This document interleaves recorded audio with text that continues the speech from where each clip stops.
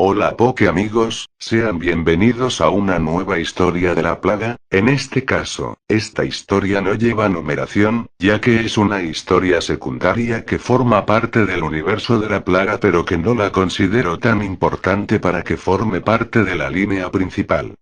Pueden pensar en esta, y futuras historias secundarias de la plaga, como algo similar a lo que ocurre con la saga de videojuegos de Resident Evil, donde entre los juegos numerados, como por ejemplo, el 5 y el 6, existen otros sin número, como Resident Evil Revelaciones, que forman parte del mismo universo pero que cuentan otras historias más cortas o con personajes que no suelen ser los protagonistas habituales.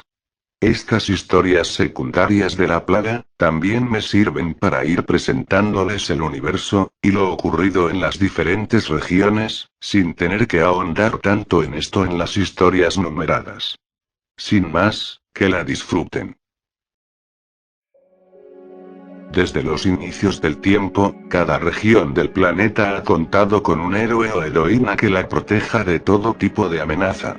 La historia moderna no ha sido la excepción, ya sea con héroes con muchos años de antigüedad, como otros que desde épocas más recientes debieron mostrar su valía y cargar con la responsabilidad, y el orgullo, de proteger el territorio que se convirtió en su hogar. Pero cuando un misterioso virus transformó a las adorables criaturas conocidas como Pokémon, en seres descontrolados y sedientos de sangre, algunos de estos héroes cayeron en combate, dando todo de sí antes de que sus cuerpos dijeran basta. Otros héroes lograron sobrevivir y aún siguen combatiendo hasta la actualidad. Mientras unos pocos simplemente desaparecieron sin dejar rastro alguno de su paradero. Pero este futuro imperfecto denominado como la plaga también evitó el florecimiento de nuevos héroes y heroínas regionales. Esta es una de las tantas historias que forman parte del sangriento presente de la región de Alola. Una región carente de su campeona predestinada, quien al igual que su madre y su pequeño Meowth, se sumaron a la lista de los cientos de miles de víctimas fatales que la plaga dejó en la región de Kanto. Si tan solo la plaga hubiese aplazado su devastadora tragedia por 2 años, el presente de Alola sería otro. Aunque la región no solo está huérfana de campeón, sino que la desgracia de la plaga también aisló a cada una de las islas que la componen. Con la mayoría de capitanes y cajunas muertos, los espíritus guardianes desaparecidos y la benévola Fundación Aether cerrando sus puertas a los supervivientes. Cada aloriano debió dejar atrás su característico sentido de la solidaridad y valerse por sí mismo, tanto en los primeros 3 meses donde la plaga era una simple enfermedad que pudría los órganos internos de los Pokémon, como en el mes y medio posterior en que el virus evolucionó en una cepa más agresiva. Solo esa pequeña cantidad de tiempo bastó para tener a la cálida Alola en un terreno cubierto de sangre. Los rayos de la tormenta tropical iluminaban los ventanales de la escuela de entrenadores, ubicada en el corazón de la isla Melemele. La joven atleta Sophie despertó de otra aterradora pesadilla nocturna. Su mente recreaba una y otra vez la primera vez que se topó con un infectado. En aquella cálida tarde, que parecía tan lejana en el tiempo, ella se encontraba disfrutando de un refrescante batido de frutilla mientras observaba al Cajuna Caudán hacer una demostración en el pequeño pueblo Lili. Ella había sido invitada por Tilo, el nieto de Caudán y un ex compañero de clases. Aunque a Sophie siempre le pareció ridículo todo el asunto de los movimientos Z, jamás pensó que aquellos movimientos vergonzosos terminarían resultando en fatalidad. Caudán, con una disciplina única, interrumpió de forma abrupta su ritual de adoración a los espíritus guardianes, cuando observó a una criatura observarlo curioso a la lejanía. Se trataba de un Biwear, pero no uno común y corriente. A este Pokémon, caracterizado por su ternura, le faltaban partes de la carne y el pelaje que rodeaban todo su torso, mientras que sus patas estaban decoradas por lo que parecían ser restos de córsolas. ¿Acaso la criatura había recorrido el camino entre islas por medio de las profundidades del océano? Ninguno de los aprendices de Kaudan se animaba a acercarse a la criatura, ni siquiera su nieto, quien observaba nervioso la situación.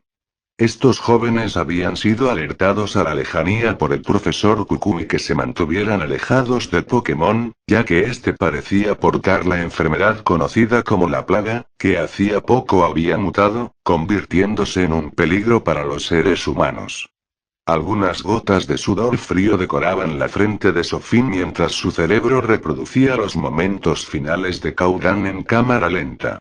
Como el venerable anciano decidió acercarse a la criatura para ofrecerle ayuda y cuidados médicos, y como Biwear, le agradeció con un efusivo abrazo, característico de su especie, pero potenciado por el instinto asesino de la plaga, convirtiendo aquel abrazo en una aprisionadora que rápidamente reventó los globos oculares de Kaudan, lo hizo expulsar parte de sus intestinos por la boca y por último destrozó todos sus huesos como si se tratasen del más fino bambú.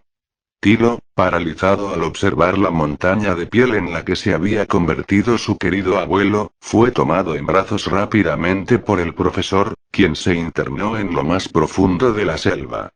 Los aprendices de Kaudan, por otro lado, comenzaron a realizar los movimientos Z que aprendieron de su maestro, para que sus Pokémon tipo normal destruyeran a la amenaza latente. El nerviosismo y lo complejo de realizar correctamente estos movimientos, le dio el tiempo más que suficiente a Biwear para correr y abrazar a cada uno de estos entrenadores. La bestia parecía disfrutar del sonido de los huesos partirse y como la vida se iba tan rápido de aquellas víctimas atrapadas entre sus peludos brazos. Él como Sophie logró huir de aquella situación de vida o muerte, quedó inconcluso, ya que Ungis, la joven integrante del equipo Skull, la interrumpió, exigiendo algo de comer. Aquella madrugada tormentosa, Sophie había quedado a cargo de custodiar a la joven de cabello rosado, quien había pedido asilo días atrás en la escuela. Lugar que servía de refugio, tanto para Sophie, como para otros supervivientes de Ciudad Shaolin y alrededores. La mayoría había decidido atar los tobillos de Ungis y mantenerla de prisionera en uno de los salones vacíos de la escuela, hasta asegurarse de que no era una persona peligrosa. Sophie se mantenía insegura sobre si alimentar o no a la prisionera, ya que la mayoría de provisiones se habían agotado, y la gran reserva de alimentos que la escuela guardaba en caso de tsunami o maremoto, se encontraban en el sótano del sitio, rodeado de pequeños ratatas y grimers infectados. Aunque debía mantener el papel que le habían asignado, Sophie dejó florecer su lado humano y decidió lanzarle unas barras energéticas a Ungis, que comenzó a devorarlas con desesperación. Sophie no se sentía cómoda con lo que tenía que hacer para sobrevivir en este nuevo y oscuro mundo, pero obedecer las órdenes era lo que la mantenía con vida hasta que la plaga fuese erradicada. Ella mantenía la fe en que tanto Tilo como el profesor Kukui y su esposa, lograran crear una cura, o aunque sea descubrir el misterio de la desaparición de los espíritus guardianes. Con la ayuda de estos míticos Pokémon, la amenaza de la plaga podría ser rápidamente erradicada de las islas. Sophie sintió una suave, pero firme mano, posarse en su hombro. Se trataba de Liam, el capitán de la isla, ahora devenido en el líder de los supervivientes de la escuela. Él le pidió hablar a solas afuera del salón donde Ungis se encontraba retenida. Ambos salieron fuera del sitio, donde Tori, un entrenador guay y la mano derecha de Liam, aguardaba junto a su Growlithe para cubrir a Sophie en la tarea de custodiar a la Skull. No podemos encontrar a Carolina por ninguna parte de la escuela, mencionó con preocupación Liam. Pese a que Carolina, una ex modelo bastante pretenciosa proveniente de la ciudad, no era del agrado de casi nadie, Liam se sentía bastante nervioso y culpable por su desaparición.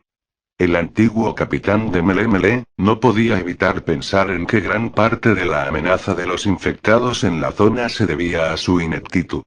Ya que, tras la muerte de Kaudan, él unió fuerzas con otros entrenadores de la zona para hacer frente a Biwear, pero al notar a la criatura en un muy mal estado físico, creyó que algunos ataques de mordiscos de su Gunshow bastarían para decapitarlo y darle fin a la amenaza. Liam, que no solía leer mucho los periódicos locales, no estaba al tanto de que el contacto de un Pokémon con la carne de un infectado era letal. Rápidamente, Sugunsou se unió a la fila de los infectados y eligió al viejo Tauros de la ciudad, como su primera víctima. Liam fue el único entrenador que logró salir con vida de aquella situación. Cargando con la culpa, no solo de la muerte de los otros entrenadores, sino que además, con el conocimiento de que Sugunsou rápidamente infectó a varios grupos de Shungos, a los que transformó en una enorme horda a la que ahora comandaba, devorando a todo superviviente, sea humano o Pokémon, a su paso. Si un Pokémon humano lograba evitar a las hordas de Shungos que merodeaban sin descanso toda la isla, aún debía hacer frente al imparable Bibuer o al sádico Tauros, quien gozaba de empalar a sus víctimas con sus cuernos, antes de arrancarles su carne. Esa era la principal razón por la cual los supervivientes de la escuela podrían considerarse afortunados. Lo único que debían evitar era llamar demasiado la atención de los infectados que merodeaban en las afueras del sitio, quienes por alguna razón, no habían sentido la presencia de estos, o en el peor de los casos, sabían que existían supervivientes dentro del sitio, pero aguardaban pacientemente a que estos se quedaran sin alimento y estuviesen obligados a salir al exterior. Sophie y Liam recorrieron uno de los oscuros pasillos de la escuela en el mayor de los silencios, solo interrumpido por algún trueno que caía a la distancia. Ambos llegaron a la zona de casilleros, donde la profesora Julia, otra de los pocos supervivientes del sitio, aguardaba nerviosamente la llegada de ambos. Los tres, tragando saliva, fijaron su mirada en la oficina de la directora Sonsoles, ubicada al fondo del pasillo. La directora, quien había abierto las puertas de la escuela para los supervivientes en aquella trágica tarde, fue arañada por un Meowth infectado, y decidió encerrarse en su oficina para no herir a nadie al transformarse en una infectada. Pero debido al nerviosismo y la falta de tiempo, ella se encerró en el sitio junto a sus posesiones más valiosas. Las Pokébolas de sus tres Pokémons de alto nivel de combate, quienes podrían convertirse en la mejor arma para destrozar a Bibuer, Tauros y el resto de infectados. El problema es que la directora, convertida en una especie de cadáver animado, jamás descansaba, solo se ocultaba en las sombras de aquella estrecha oficina, aguardando al valiente que se animara a entrar. Creo que Carolina intentó recuperar las Pokébolas y ahora está dentro de la oficina, mencionó Liam mientras se frotaba la sien con sus dedos, intentando detener la presión y ansiedad que sentía de tener que hacer frente al demoníaco ser que una vez supo ser una dulce y amada directora de escuela. Sophie recordó cómo Carolina, al toparse con un Rattata infectado, que había atravesado el camino bloqueado del sótano, por medio de los ductos de ventilación, decidió lanzar a Cutiefly, su único Pokémon, para que la protegiera. Y cómo, luego, Liam debió destrozar a ambos Pokémons, prisioneros de la plaga, con una llave inglesa del área de mantenimiento. La muerte de su único Pokémon hizo convencer a Carolina de que era alguien inútil y una carga para el resto de supervivientes, y a lo mejor, intentando buscar algo de redención, tuvo la poco brillante idea de adentrarse sola a la oficina de la directora. Todo el grupo ya había debatido la idea de entrar al sitio y hacerse con aquellos valiosos Pokémons, pero decidieron alargar lo máximo posible aquel plan, por lo menos hasta quedarse sin provisiones. Julia dio un grito estremecedor, señalando a algo ubicado en las espaldas de Liam y Sophie. El capitán logró taparle la boca a tiempo antes que su alboroto llamara la atención de la directora. Creo que acabo de ver la sombra de un Mimikyu rondando por los pasillos, pero a su disfraz le faltaban partes. Explicó Julia, tartamudeando del miedo. Si su disfraz estaba incompleto, eso solo puede indicar que fue infectado. No hay tiempo que perder. Mencionó seriamente Liam mientras lanzaba a Smeargle, su único Pokémon.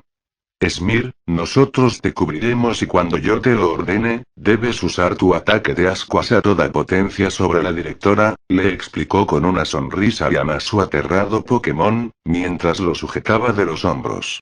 Era la forma que tenía Liam de calmar a humanos y Pokémon antes de realizar algo peligroso.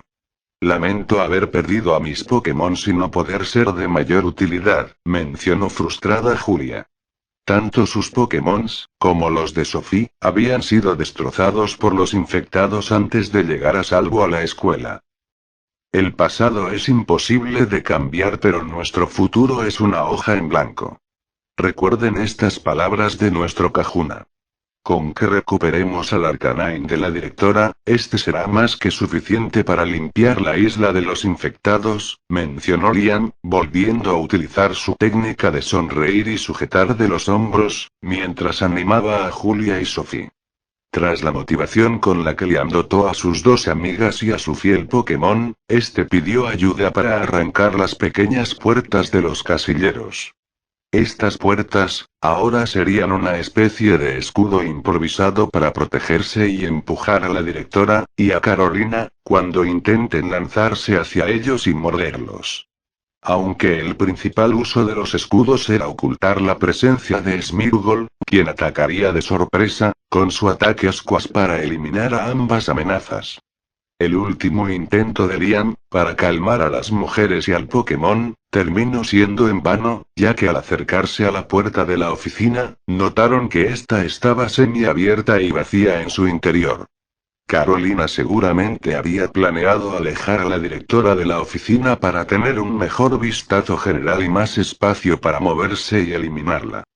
Pero su plan había fracasado, ya que la misma Carolina, ahora convertida en una criatura guiada únicamente por la violencia, tomaba por sorpresa a Smeargle, atrapándolo por la espalda y mordiendo con violencia su cola. En menos de 5 segundos, Smeargle se había unido al pequeño grupo de infectados de Carolina y la directora, quien se acercaba lentamente al grupo desde el pasillo este de la entrada a su oficina. Liam, sin tiempo para sufrir la pérdida de su otro Pokémon, tomó rápidamente a Sophie de la mano y ambos corrieron por el oscuro pasillo oeste. Julia, quien intentaba seguirles el paso, finalmente se desvió por un camino de escaleras ubicado a mitad del pasillo.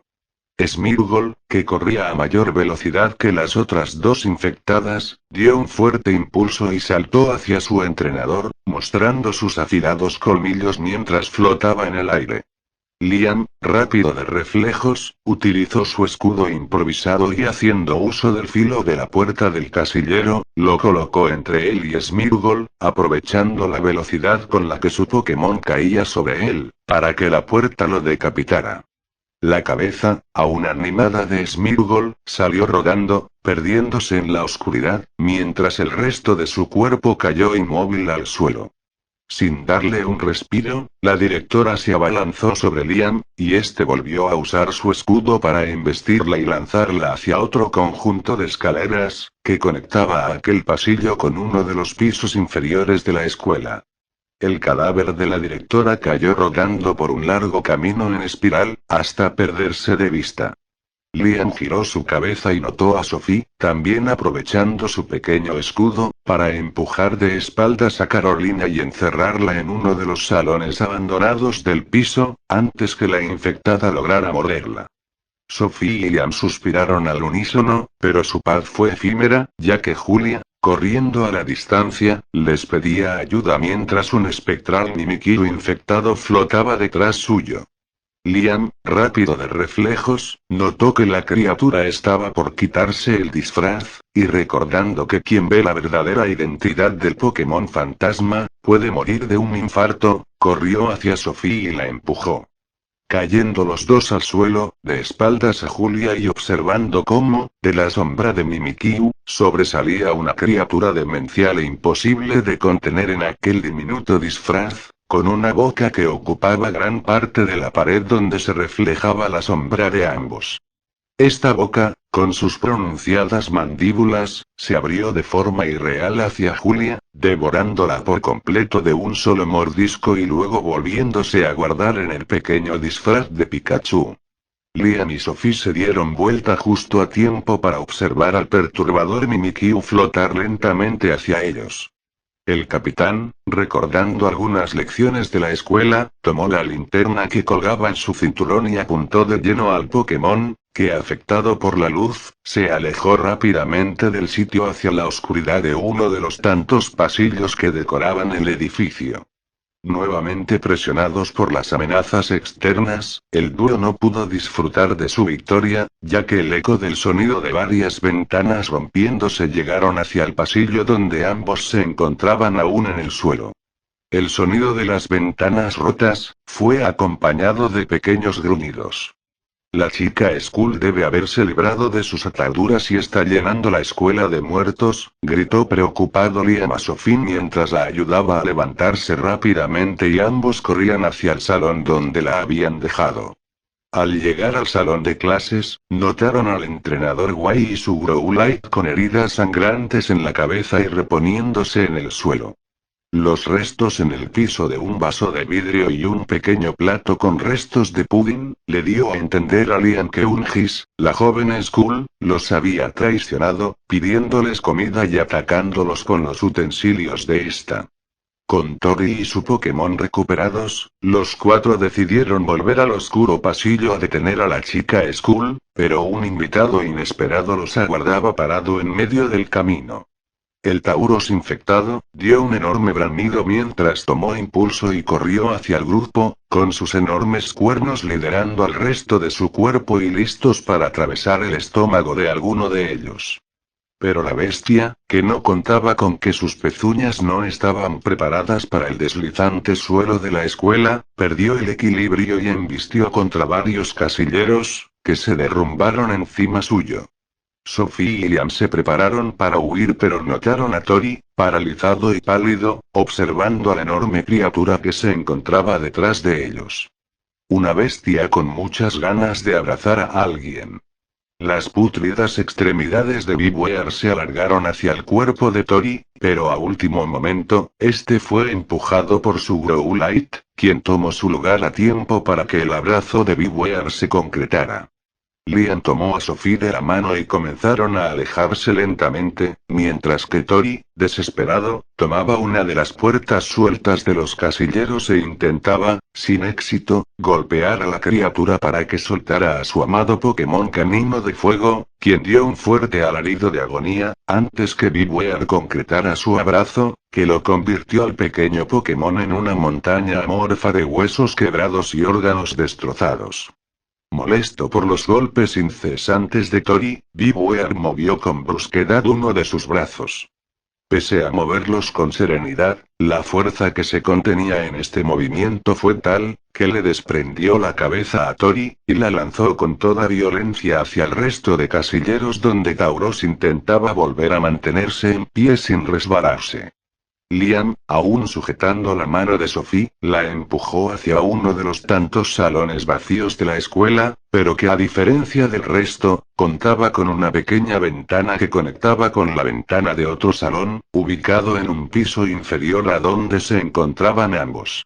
Sin darle tiempo a Sophie de detenerse, producto del miedo, Liam la llevó hasta la ventana, donde ambos la atravesaron, impactando con la ventana del salón del piso inferior, y luego rodando violentamente, en medio de un camino de vidrios rotos. Tanto Liam, como Sophie, se dieron el tiempo que necesitaban para recomponerse del mareo y la adrenalina de haber dado ese salto temerario entre los pisos de la escuela. Contaban con algo de tiempo antes que Biwear y Tauros descubrieran en qué piso se encontraban ahora. Liam, que se recompuso primero, notó como la puerta del salón donde se encontraban se abría lentamente, de forma psíquica, por Mimikyu. Sin escapatoria, Liam entendió que era su momento de hacer valer su capitanía y los rumores que lo caracterizaban como alguien valiente, y decidió sacrificarse para que Sophie pudiera huir del sitio. Mimikyu seguía flotando sin moverse un centímetro, aguardando a que Liam atacara primero. El antiguo capitán de Melee Melee aprovechó estos valiosos segundos para quitarse una pequeña llave que colgaba en su cuello, y lanzársela a Sophie. Esta la tomó en el aire, al mismo tiempo que Liam le mencionaba algunos números sueltos al aire. La llave era la necesaria para abrir el sótano que contaba con todas las provisiones que la escuela tenía almacenada. Allí, seguramente Sophie podría vivir por varios meses hasta que el mundo mejorara. En cuanto al código, este era obligatorio para insertar luego de la llave y que la enorme compuerta metálica del sótano se abriera. Te daré el tiempo más que suficiente para que puedas llegar al sótano. Cerca de este dejé escondido un extinguidor que te servirá para lanzarle a los ratatas y grimers infectados, y así distraerlos para encerrarte en el sitio.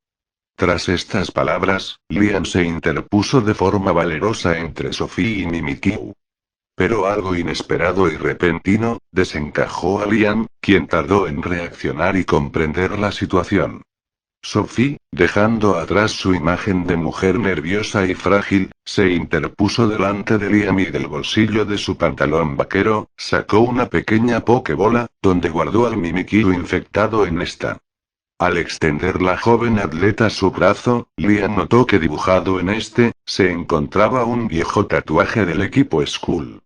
«Maldita perra traidora», gritó Liam furioso, pero antes de abalanzarse sobre Sophie, fue sujetado por Ungis, la otra miembro de los Skull, que rápidamente le rebanó el cuello con una pequeña cuchilla, que seguramente Sophie le había dejado oculta en el salón para que se libre de sus ataduras. «Lo lamento, cariño, pero necesito sobrevivir», mencionó con un poco de remordimiento Sophie, mientras de una patada empujaba a Liam, quien cayó de espaldas y comenzó a ahogarse en su propia sangre hasta convertirse en una nueva víctima, no de la plaga, pero sí de las reglas de supervivencia de aquel oscuro y nuevo mundo. No era necesario que dejaras entrar a tantos infectados. Con mi Mimikyu, y mi manipulación para que la modelo entrara a la oficina de la directora, teníamos la situación bajo control, le gritó enojada Sofía Ungis. Solo quise hacer las cosas más divertidas, mencionó despreocupada con una sonrisa maligna la soldado Skull. Sin tiempo que perder, las dos chicas corrieron hacia la azotea de la escuela. Allí Sophie sacó dos pokebolas que había ocultado al resto de supervivientes. Ambas poseían a un Golbat. Ambas integrantes de los Skull se colocaron al lado de los Pokémon voladores. Mientras enredaba la cadena que contenía la llave del sótano, en una escalera de emergencia, Sophie le preguntó a Ungis si tenía un bolígrafo, donde usando una pequeña libreta que había recuperado de la zona de objetos perdidos de la escuela, Sophie anotó el código numérico del sótano, y pisó ese pequeño pedazo de papel en un ladrillo suelto. Con la tormenta tropical finalizada y los primeros rayos del sol iluminando a la escuela de entrenadores, ambas mujeres tomaron a sus Golbats de sus patas y les ordenaron que volaran. Ungis disfrutaba de observar las ruinas de la isla Melemele debajo de sus pies, pero Sophie, un poco temerosa a las alturas, observaba hacia el horizonte. Pensando en qué nuevo grupo sería obligado a infiltrarse, en medio del plan del equipo Skull para hacerse con toda la región por medio de bases en puntos importantes. Ungi sacó una pequeña radio escondida en su sostén y desde allí dio aviso a los grupos de miembros Skull que aguardaban ocultos en el edificio abandonado del laboratorio del profesor Kukui. Sophie había hecho un trabajo sobresaliente para entrar en confianza con Liam y que éste le dijera el bendito código de ingreso al sótano de la escuela. A los grupos de pandilleros Skull les llevó unos pocos minutos eliminar a Tauros, Big-Wheel y el resto de amenazas, ya que contaban con la mejor estrategia de combate en este nuevo mundo. Varias ametralladoras bien cargadas.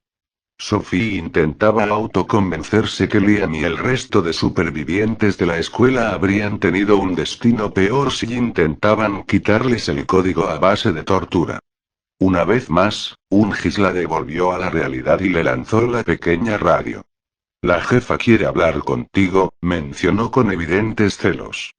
«Gracias a ti, pequeña Sophie, todos tus hermanos y hermanas ahora podrán disfrutar de 4 comidas diarias mientras nuestros planes continúan». La felicitó con frialdad, Francine, actual líder del equipo Skull.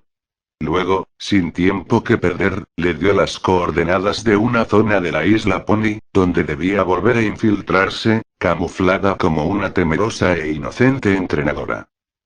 Sophie, sin otra opción hasta que la cura de la plaga llegara, aceptó su nueva misión.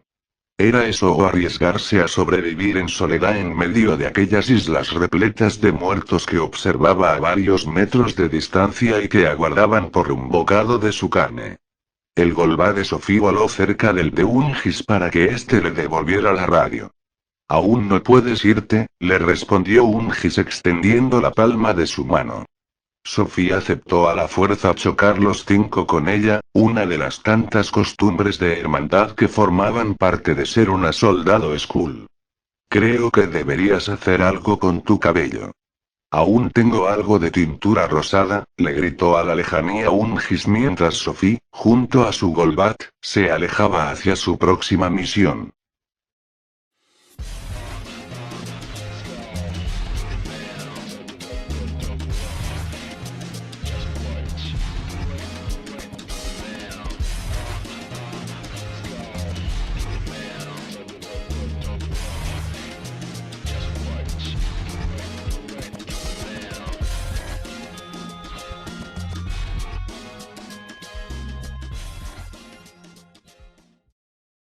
Ungis, algo atemorizada por la imponente figura de su jefa, observando por el enorme ventanal ubicado a espaldas suyas, depositó la pokebola de su Golbat en la mesa de operaciones. Puedes ir a disfrutar de un merecido desayuno con el resto de tus hermanos, le mencionó Francine, aún a espaldas suya. Ungis agradeció nerviosamente y se alejó a toda velocidad de aquella húmeda y oscura habitación de la enorme mansión. Francine, al quedar a solas, se acercó a una pequeña caja fuerte, que abrió sin dificultad. Dentro de esta se encontraba una cabeza decapitada, cuyos dientes habían sido amputados uno por uno, aunque esto no evitaba que la cabeza intentara morder la mano de Francine. Ella sujetó a la cabeza de su frondosa cabellera gris y la acercó a su rostro. Nuestro plan está cerca de cumplirse, Guzmán. Un golpeteo en la puerta de entrada de la habitación, hace que la mujer guarde rápidamente la cabeza. Pueden pasar. Lo lamento, jefa, pero la subteniente ha llegado de su misión, mencionó nervioso uno de los tantos miembros Skrull. Háganla pasar. La joven quinceañera de cabello rubio y mirada fría y soberbia se acercó rápidamente hacia Francine. Sin demostrarle miedo o respeto alguno a su autoridad. El día está perfecto para que hablemos de tu misión en la azotea, mencionó Francine, abriendo una puerta corrediza de la mansión, que conectaba directo a un pequeño balcón. Tanto jefa como subteniente se colocaron frente a la demencial horda de infectados que rondaban alrededor de todo el pueblo. Ya falta poco para tener la cantidad justa de infectados para invadir toda la región, mencionó Francine, sin poder ocultar la ambición que se reflejaba en sus ojos. Lo único que me interesa es destruir la Fundación Aether, mencionó sin prestarle importancia a su subteniente. Pronto tendré mi venganza, mamá, pensó Lily en sus adentros.